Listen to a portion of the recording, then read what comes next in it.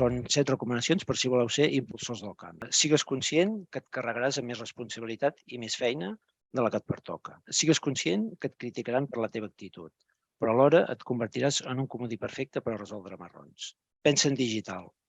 És irreversible.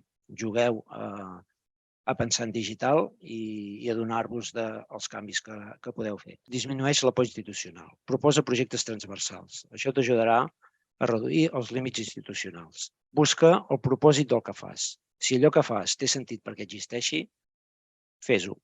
I, sobretot, l'última. Tingues paciència. No esperis que el canvi es produirà d'un dia a l'altre o en un instant. Els canvis són llargs i, sobretot, si hi ha un canvi cultural, requereix anys.